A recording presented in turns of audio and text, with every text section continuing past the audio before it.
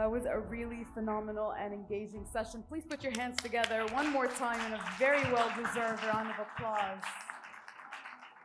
We have another very interesting session coming up titled Body Positivity in Advertising and Challenging Conventional Beauty Norms.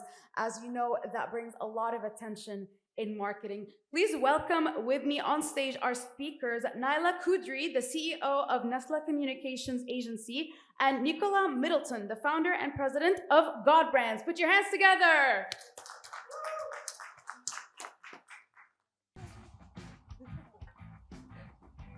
Good evening, everyone, and it's a pleasure to be here today with Nicola. Body positivity is something that is very important nowadays. It's a new era where diversity but also inclusion is very important. So just before starting the panel, I have a question for all of you.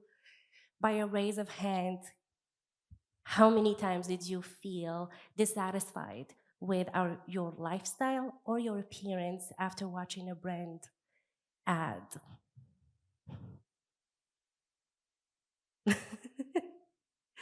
All right. So the journey towards embracing body positivity challenges old age norms, but also invite us to envision a more inclusive ads into the marketing world. So I'd love to hear your thoughts on this, Nicola. Thank you. This is a topic that is really close to my heart. I have a background in being a beauty queen and working for a number of years. I went into that industry and did really well. So it really promoted beauty, obviously outer beauty and also inner beauty. And I loved it. I found it was a fantastic thing for a young girl to grow herself, to grow confidence. So I'm a great supporter of it for what it does for the girls that are in the industry and what it did for me. But the place where I really want to start right now, sorry, can I just, well, that's a little bit ahead. Can I switch this off? Sorry, guys, this is not for now. Can we just switch it off? Thank you. I'll say when we start. The thing that I want to focus on just in terms of this topic, where we're talking about body positivity in advertising by way of introduction, is to really understand what is advertising. And if we talk about advertising, marketing, branding, the whole industry, if we look at what it does on the ground, you know, your question that you said at the beginning, you know, we look at something, how does it make us feel, is we are actually creating the world. We're creating reality. For young people, especially when you're older, you get wiser and you understand, okay, that's a created world through all this messaging that we're surrounded by. We are surrounded, and now with the digital age, we're saturated, we're drowning in all this stuff. And it's creating people's version of reality. And if it's not healthy, then we're making people unhealthy. And so we have to understand really the power that is in our hands. And that's really what I want to say as an introduction, because I know we've got various things that we want to go through in this topic. But I just felt that just to really hit home on that we cannot mess with this, because we're messing with human lives, which I'm very passionate about. So try to keep my emotions under control. But it's humanity, and it's all of us at the end of the day. It's us, it's our children, it's our loved ones. It's, you know, we just have to get this right. Thank you. I totally agree with you, and I'm going to point something that you said is that it's not healthy, but brands right now are trying to define what is healthy for us, and the consumer as a human being is not able to say, okay, is this healthy for me or not healthy for me? They're just trying to be perfect, like all the models they're watching on these ads, or even the lifestyle. If I think, for example, as my sister, she's a mother, she has 2 beautiful kids, but today to be a mother, you have to be a businesswoman, a wife, and a mother, and sometimes it can be very overwhelming as a human. So we have segmented this topic into 3 segments, the first being body positivity and the state of advertising. So I'd love to hear your thoughts on this, Nicholas. Thank you, Naila. And now I'd like, guys, if I can have the slide up, thank you. So talking about the state of advertising, when I was younger at school, I thought history is not important. And then I've realized that history is so important because it actually shows us where we are. And if we want to shape the future, we have to also understand where we came from. And so in looking at this topic, what I did was look back, and because this is actually an industry that totally defined my reality, I was like, great, I can really talk with experience on this topic. Here on my right, we've got a picture of that is Twiggy. I don't know if any of you recognize Twiggy. And I purposely chose a picture not just of her, but one of her actually at work, being a model, being photographed. And what happens is pictures of Twiggy, and she is kind of iconic in terms of shaping an image of beauty. And I feel she shaped an image of beauty. Well, I cannot talk for the East, but I can talk for the West. I was in South Africa growing up in a tiny little village, you know, a little rural place. But the messaging, the images, and this was before internet and all of that, messages, the images, and the spirit of it came to me. I was obviously very open to this kind of imagery, but it shaped the image of beauty. So you had to be blonde and skinny. And, you know, for them, this is a UK culture, but I've watched some things of how that culture just exploded. And the UK had this amazing culture explosion of, you know, it was just around the hippie sort of era, and they would just be individuals that just had opportunity. It's like a wave that's hit you, and you can just be models and film and photography and advertising and all that wonderful stuff. So it was an amazing cultural thing. But it also then went out around the world, or a lot of the world, and was communicating, you should look like this. And that's our history, and that's the 1960s. And next to it, you have Mad Men. That's the main protagonist, I think it is, of Mad Men. And I haven't watched the series yet. I started, and I actually found it too hard to, because it was too, with all respect to the men in the room, but it was too male dominated. I can't watch this, you know. And I'm like, my daughter watched it and loved it, and she's gone into the media field. And I'm like, I've got to get to be able to watch this. So that was around the same time, because Mad Men is set between the 1960s and the 1970s. And it is our legacy today. Okay, let me go to the next slide. And here, I'm not going to take as long to talk about this, but here you have, for example, the supermodels from the 1980s. You have, that's Victoria's Secret girls. And just, you know, this is pop culture. This has shaped what we see and experience. And yeah, I don't know if you recognize those, but that's like the classic supermodels, the original ones. And yeah, it was like a real thing to be a Victoria's Secret girl, and the big Victoria's Secret runway, you know, annual experiences, and very, very exciting. I mean, loved all of it. I just drank all that stuff in. So I was very happy to be growing up with those influences. But of course, it's a certain kind of body shape. Okay, fast forward. What did we do? This is what we created. For the girls who were lucky enough to fit into those categories, and I happen to be fortunate enough, it worked. But there's all humanity. So if you look at this, a beautiful girl, she's not a happy girl. She's not emotionally, mentally healthy. And obviously all those words there, pain, body shaming, lifestyle, weight, you know, you're being criticized just for being who you are. And maybe you can't do certain things, and it's just who you are. It's what life made you to be. And you should not feel good about yourself. Like, we can't even live in a world like that. Okay, moving along. So it gets better. Project Runway is on the left there. This is I'll talk a bit about Project Runway, but this is when was this? I think this is 2018. And now we see very different bodies are being celebrated. And I think we all know this, because certainly the media that I'm exposed to, and I'm not looking for it, it's just arriving, I'm seeing we're all accepted. And I'm with my girlfriends, and do you agree, Naila? Totally Yeah. agree. In fact, I'd like you to just say something, because I don't want to, like, how do you feel things have changed? Well, I think with social media, it changed a lot, because yes, we did have a lot of hate comment when people started to show their body, the real body. but we also got a lot of positivity from consumers. So brands today are increasingly incorporating body positivity in their ads. It's no longer a luxury or fancy to have body positivity incorporated into your ads. It's a must today. So brands, marketers, and professionals have understand that, and they have started to incorporate that in their strategic strategy, marketing strategy, but also in their relation public strategy also.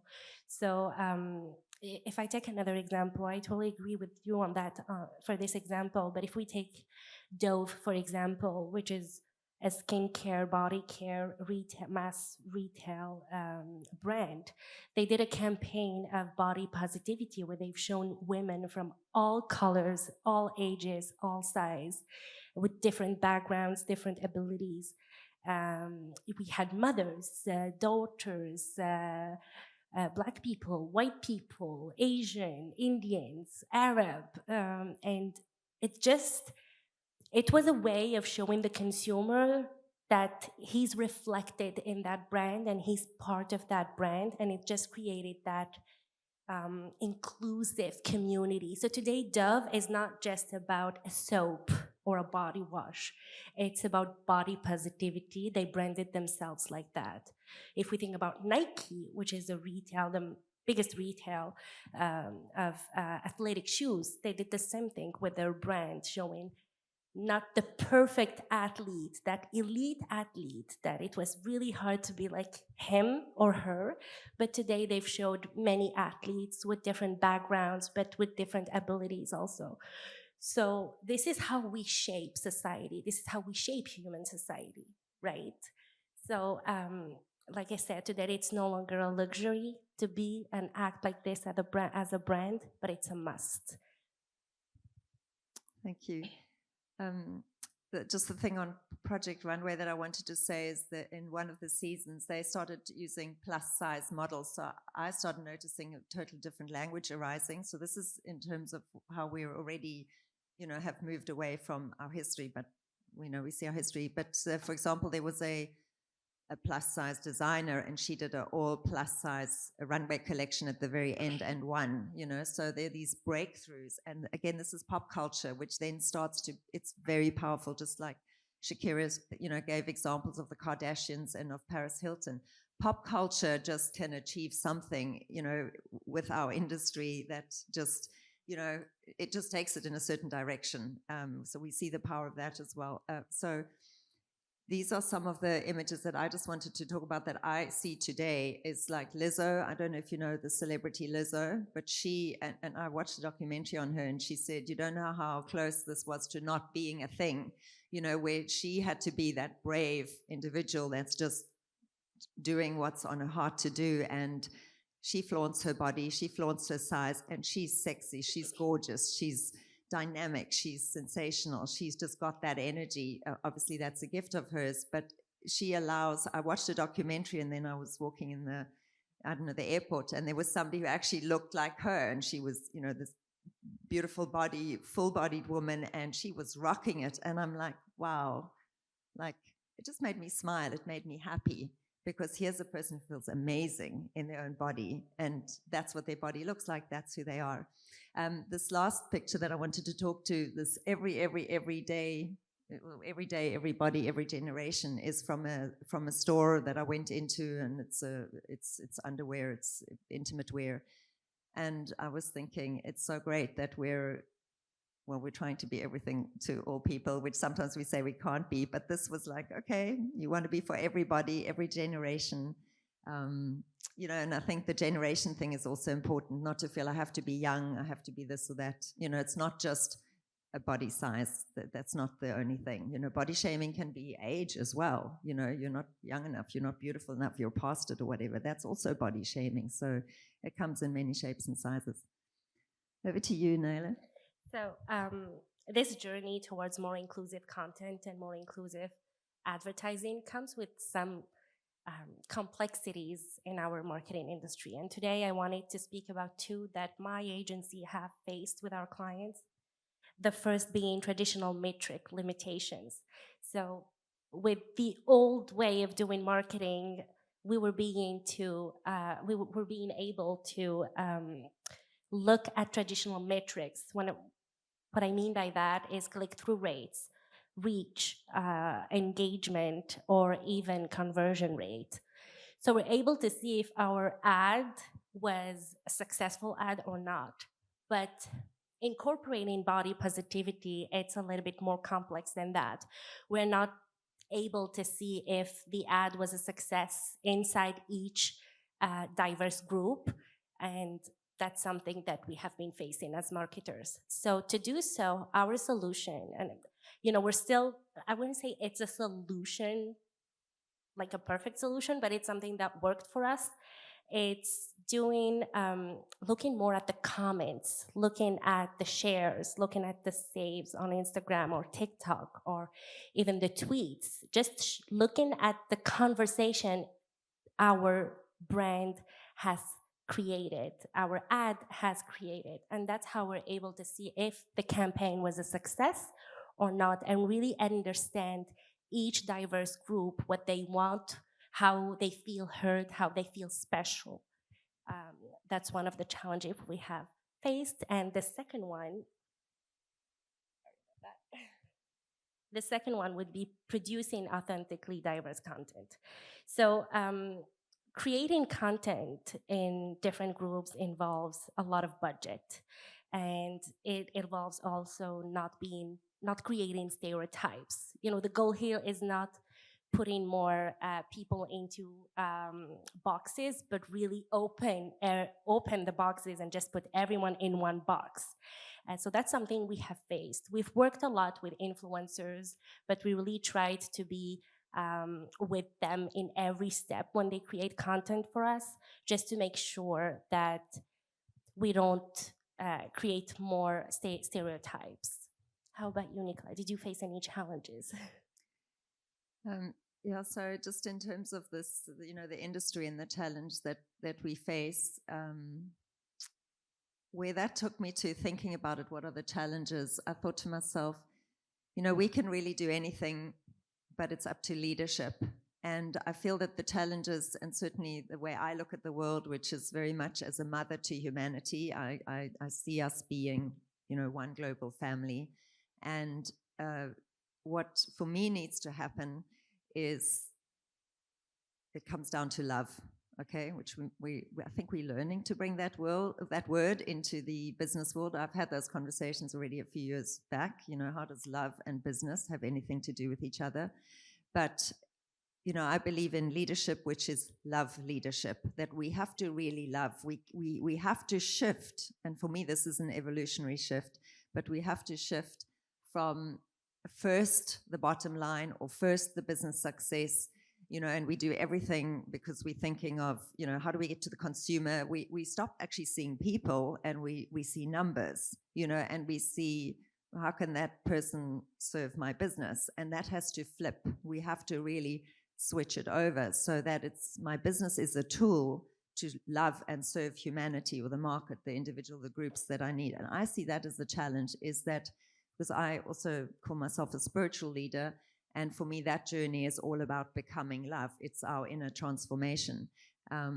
Is I would say that is the challenge, is to, maybe we have to slow down the clock a bit of business, that we're in this race, and I'm not sure exactly what this race is, because we're in a major rush, and I think living is quality living in the now, and we allow growth to happen over time, and it's holistic growth with business and your personal life, and we call it work-life balance. I just call it right living, because work-life balance still makes life as a reference to work, and I'm sorry, I think that's the wrong way around. So I think the major challenge that I see is that we've got to have the will, because when we have the desire and we have the will and we make a decision, we move. We move where we want to move to. We decide, it's like, I'm quitting that job, I'm going to train more, I'm going to lose some weight. It's up to us. It's a free will matter. So the challenge is that we embrace truly wanting to be a humanity that is pure and mature in our love. That's for me the greatest challenge. Thank you. Now, in terms of opportunities, in every challenge, there's also opportunities in there.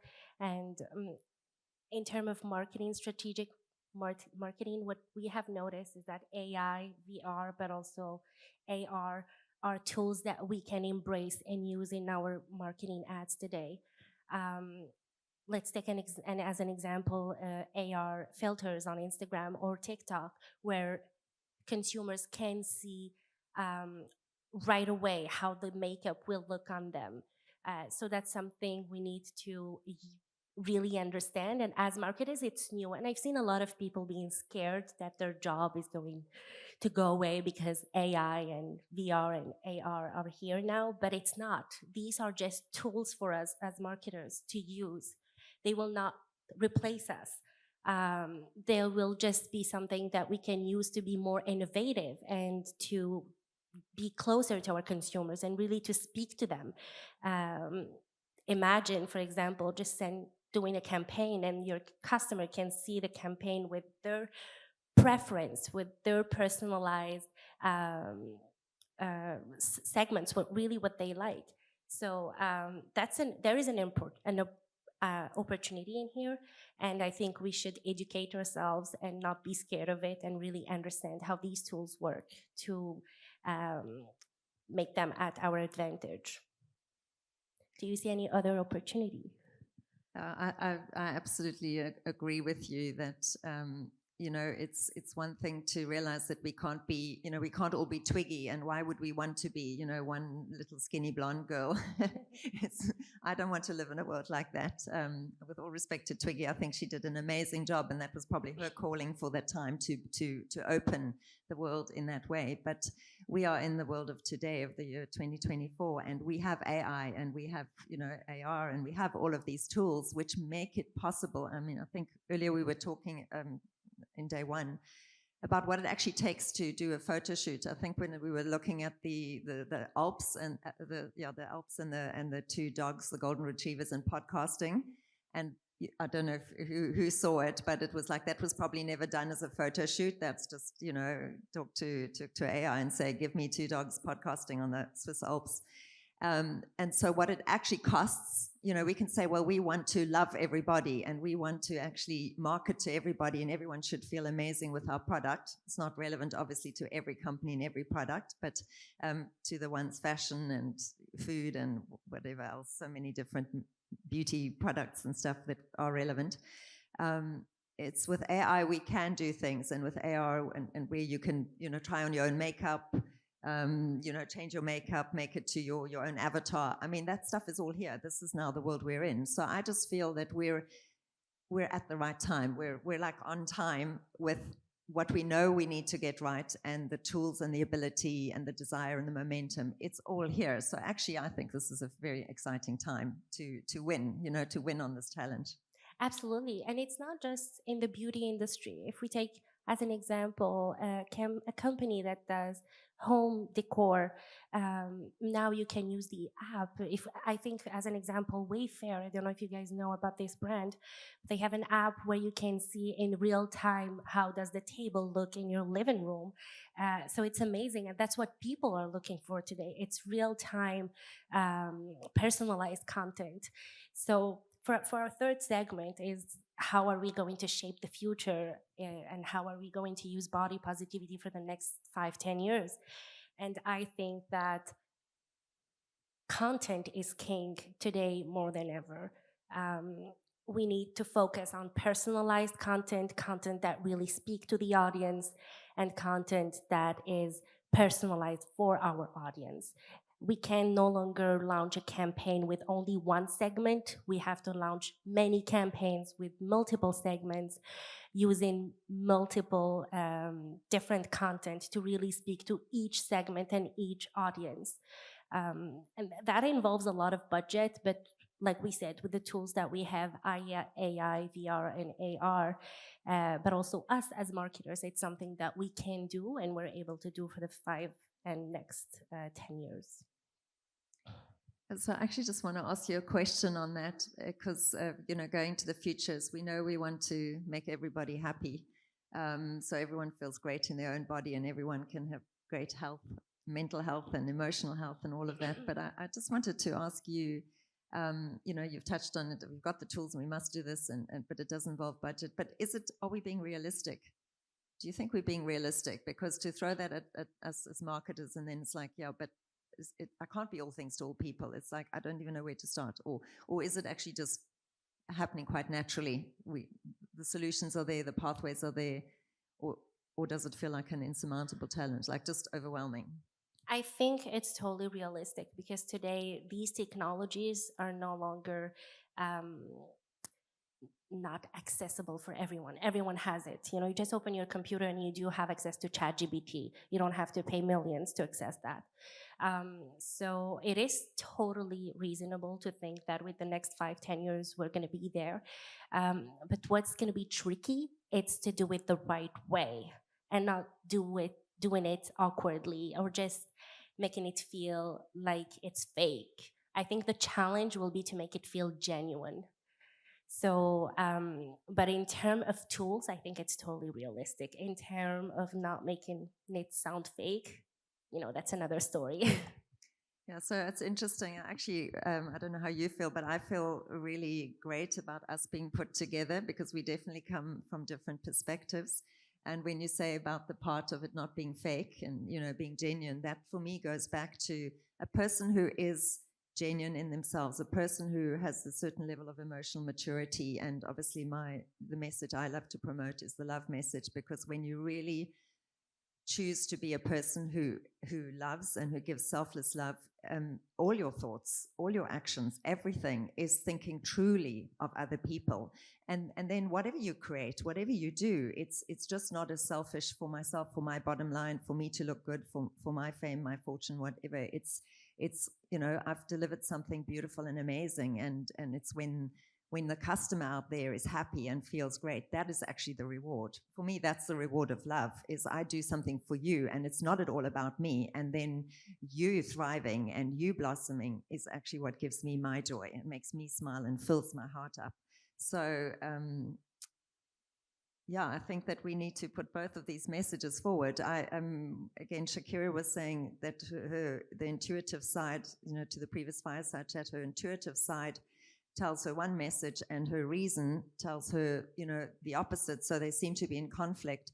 For me, the way I speak about it is that reason is in our mind and the intuition is in our heart. And 100% of us have both.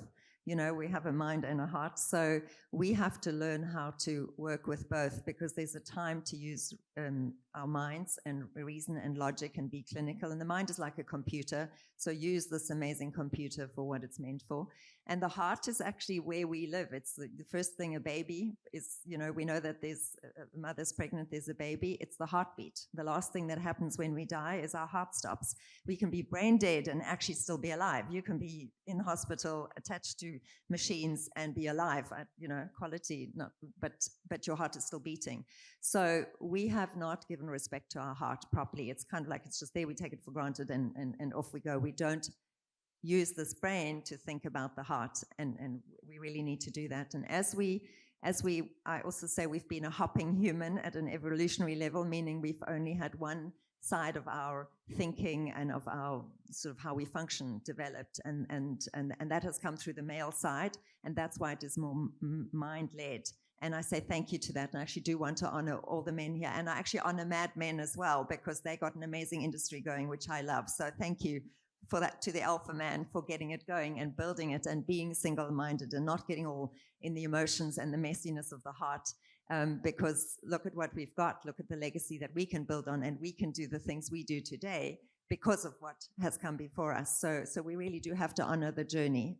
But it is time now to put that other leg forward, and I do spend time on helping female leadership, and I say it's not feminism, we're in the time past feminism, and we really have to bring forth what is a woman. And it's really important that we women have to stop looking to the men for reference, because No man is going to teach a woman how to be a woman. But when the women, we as a sisterhood get together and we figure out how to be a healthy sisterhood together, the men will applaud us, they will celebrate us, they will love us, they will uplift us. They are the most amazing partners to be with. But we really have to fill up our space now because evolution does need us. And I think then we're going to have this thing really waxed on both sides, the authenticity, the genuineness, the heart in it, and all the amazing tools and all the fun we can have with this industry now. Absolutely, I agree. And I think my last thought would be that we're all in here because we're selling something, selling a product, selling a brand, selling a service. But it's not just about selling. It's really about fostering that connection with your audience to build a real connection with them and to build something that is more than just, a one-time sale. You want people to become your ambassadors, and all of this, of course, to uplift, celebrate, and really respect the human experience, of course. So, thank you. I really like that. Respect the human experience. It's a beautiful line. Yeah, beautiful.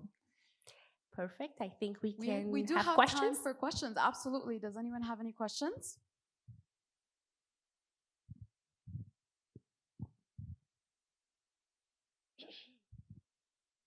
I couldn't help by notice that you are talking about body shaming only about women. Why not men? They don't have any problems that we should talk about. I mean, if you look even in the fashion industry, you see a lot of plus sizes, H&M, Zara, to name a few. But I'm not seeing anything for men. Why?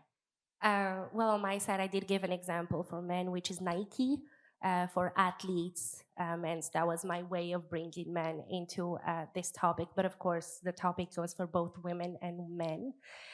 Body shaming does exist a lot of men, especially in the health and the wellness industry, where you can see that this structure, body, muscle, that's what we're looking for. But of course, that's not the reality. But yeah, that was my way of bringing men into this topic by using Nike. Thank you so much. That was an interesting question. Oh, I am very sorry. Please go ahead. I just wanted to make a comment, is that I feel very strong about individuality, and I'm a woman and you're a woman, so I'm not ashamed to say the way I chose to approach this topic is giving real, being authentic, giving myself. If there was a man sitting here, it would automatically have given a much better male perspective on the same topic. So welcome to put it on next year's Marketing 2.0 and make sure there's a man at this conversation. But when we say everybody, every generation, this, it could be also every gender, and it should be every gender because we're many genders nowadays. We're anything we like.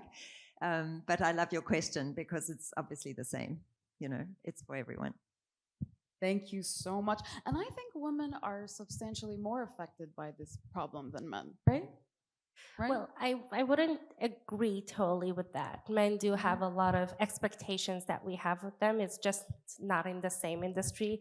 We're expecting men to be more powerful, to provide, etc., etc. And I think that's something they face as body shaming or behavior shaming or whatever you want to call it. Right. But they have their own struggles. Definitely, definitely. But when it comes to body shaming, I think, have you ever heard of dad bods? I did. Exactly. Like when men have dad bods, it's like, made into this like fun sort of thing. But when women have mom bods, it's sort of looked down on. Well, I do have an example for men. Let's talk about Tinder, for example, or Bumble. When you have girls swiping right or left for men, the first thing they do look at is the height. So height is a way of body shaming men. And that's something that they do face a lot, that they start lying about it. And when you come to the first date, you can see that, he's not 6'7". So that's something they are facing, because what girls see as male is really someone who's taller than them. So that's body shaming for male. Here's your example. Absolutely. That is incredibly true. I just wanted to say in our topic it uses the word beauty. If we had used a different word, because I don't know, I don't put the word beauty with men. It would be handsome, or you'd have to kind of rephrase the actual title of the chat, because putting for me the word beauty in there, I do see that is really one of the strongest things in the essence of a woman is beauty. So to me, it's already a female title.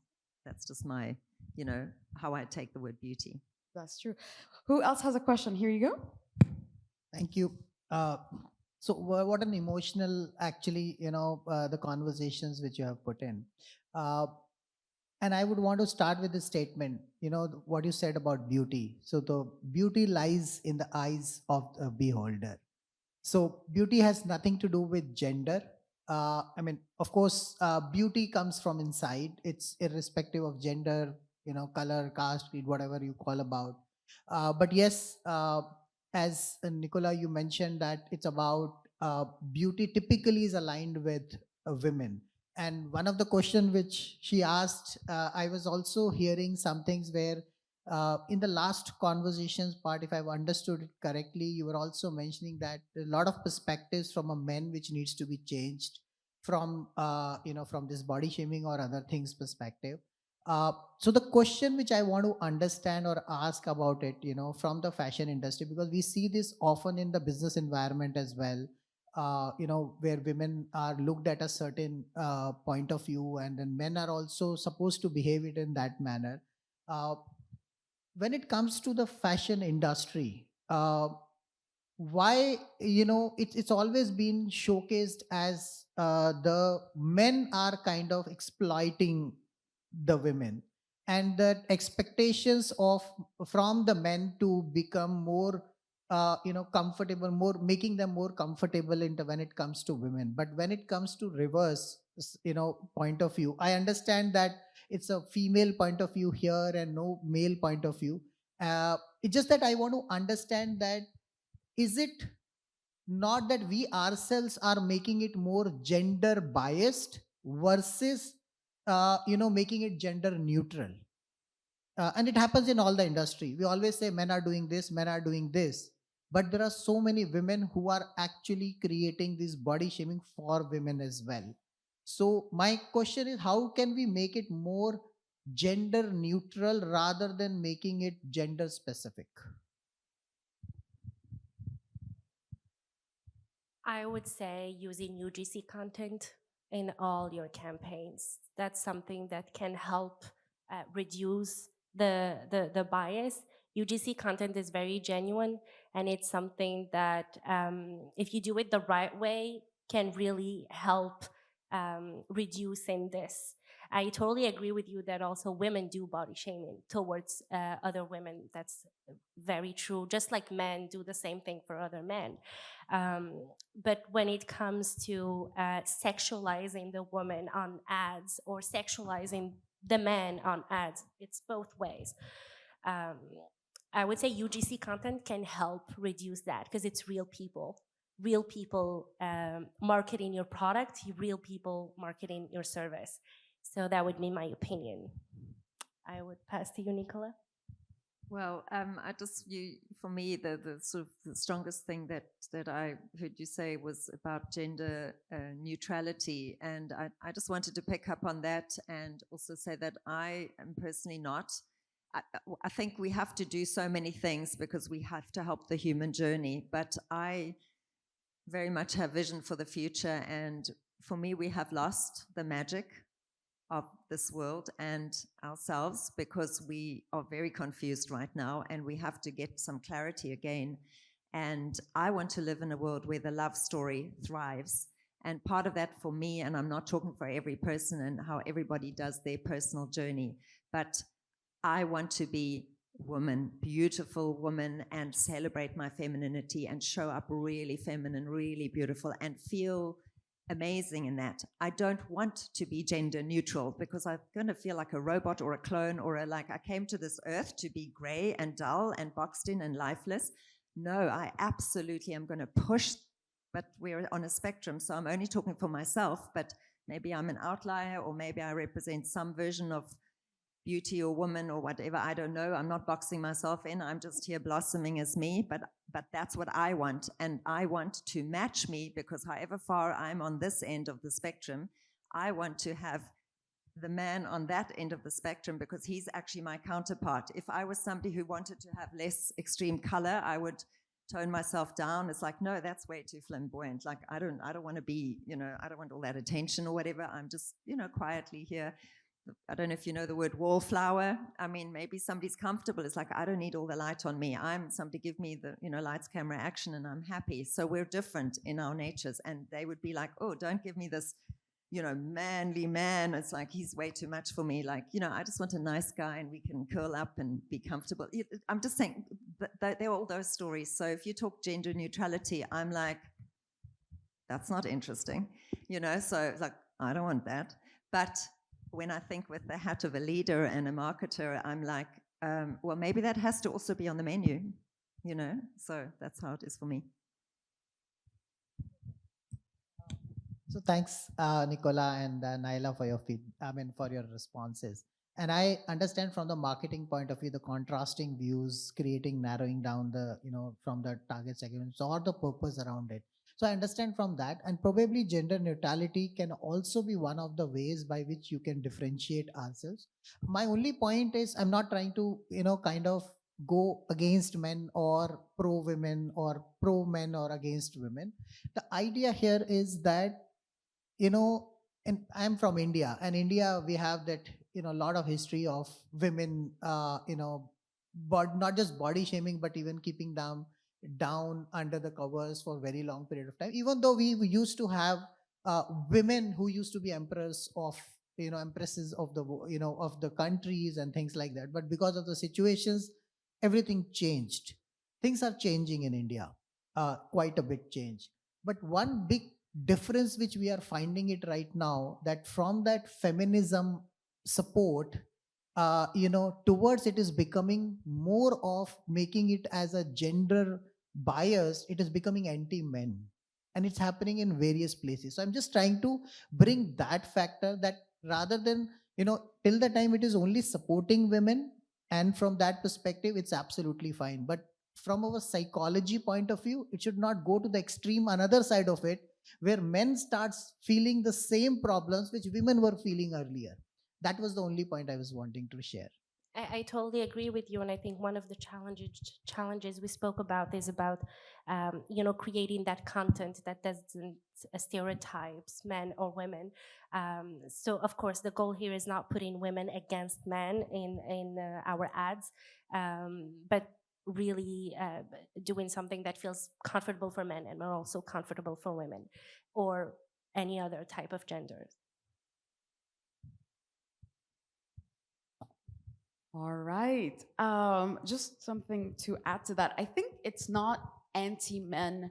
I think men perceive it as anti-men because they perceive certain things as their right to do. So if you're telling me not to do something, you're being anti-me. So, and you know what? The thing is, like, the biggest problems in the world, the perpetrators of those problems are men in the nicest way possible. In the nicest way possible. All the wars, men. Most criminals, men. I'm so sorry. In the nicest way possible. It's just the history.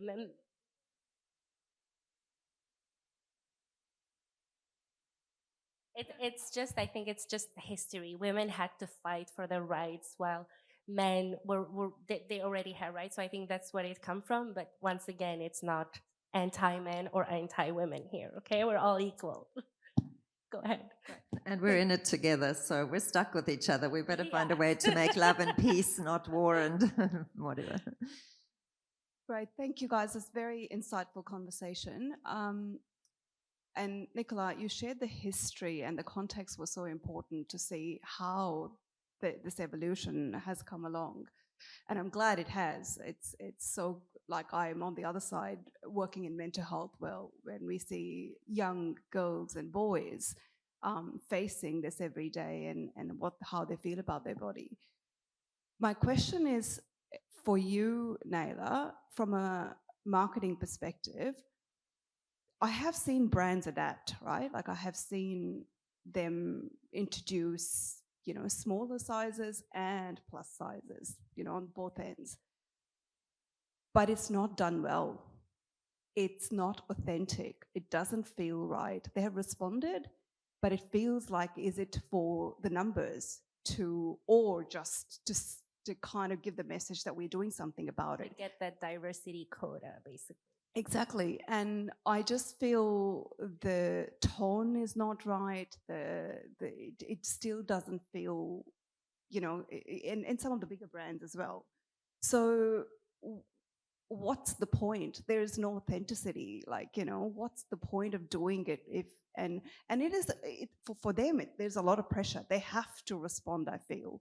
So I think it's a paradox. Like, they need to do it, and I kind of think it's important. But if you're not doing it right, why do it? That's a very good question, and I think only these brands can answer that, to be honest. But I'm going to give just my opinion on this. Sometimes it's better to do it than not doing it, because the reaction towards not doing it can harm the business.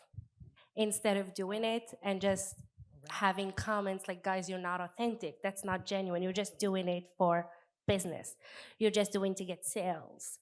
But if they're not doing it, they can be anti-body positivity, and that can really harm the business. Now, we're all marketers in here, and it's our job to make sure that these companies do well their job. If we see they're not doing it well, it's an opportunity for us to contact them and provide our services, showing them why it's not working and how we can make it work. So that would be my opinion on this. Does that answer your question? Okay. I just wanted to add something, if we're not doing it well, why do it at all? Is one thing I've learned in life, we have to start. You have to start somewhere. And when you start, it's like a child learns to write. It's, it's messy, it's a scribble, and then it can become beautiful handwriting, or for some of us, never. But anyway, it's like there's a process, learning to ride a horse, whatever it is, learning a language. So we've started, and we're in the early days of it, really. So we'll get better at it. We'll get authentic. And then also, just if you have a person, if you have a person in your marketing team who really identifies with that cause, has a passion for that, or has that same problem, and they don't want other people to suffer, that, to me, I would think that marketing would come out brilliantly in terms of authenticity and the heart behind it. True that. And I mean, I did a lot of marketing campaigns, and a lot of them were a fail.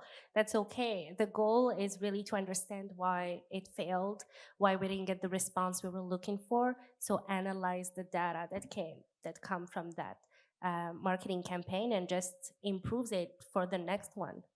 So that's okay. If it doesn't feel genuine today, it will feel tomorrow. Thank you so much, ladies. Everyone, put your hands in a massive round of applause.